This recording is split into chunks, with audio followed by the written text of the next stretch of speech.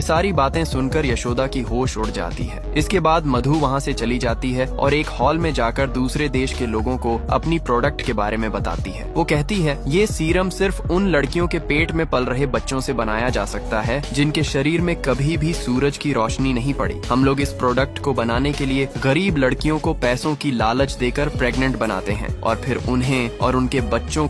जब international meeting के दौरान गौतम बार बार अपने आईपैड की मदद से यशोदा पर नजर रख रहा था, तब थोड़ी ही देर में जब गौतम का ध्यान हटा तब यशोदा वहाँ से भागने लगी। वह एक टनल के रास्ते से होते हुए जंगल में पहुँच गई। यशोदा यहाँ से भाग पाती उससे पहले ही एक कुत्ता आ गया, मगर वह कुत्ता उसे पकड़ नहीं पाया क्योंकि उसकी जंजीर एक लकड़ी पर फंस गई थी। इसका फायदा उठाते हुए यशोदा वहाँ से भागने लगी, मगर थोड़ी ही देर में कुत्ता फिर से उसका पीछा करने लगा। यह देखकर यशोदा और तेजी से दौड़ने लगी। भागते भागते वह एक खाई के पास पहुंच गई। तभी वहां गौतम आ गई और यशोदा से बोली, तुम्हारे पेट में जो बच्चा है उसे एक ब्राजीलियन आदमी चाहिए। अगर तुम मेरी बात मानोगी तो मैं तुम्हें ऐसी मौत दूंगी जिसमें तुम्हें दर्द का एहसास भी नहीं होगा, और अगर तुम चाहो तो यहाँ से कूदकर भी अपनी जान दे सकती हो। ये कहते हुए गौतम यशोदा के करीब आई और उसे पकड़कर फिर से वापस ले गई। उसने कहा, मुझे तुम पर जोन 2 में ही शक हो गया था, लेकिन तुम यहाँ तक कैसे पहुँची?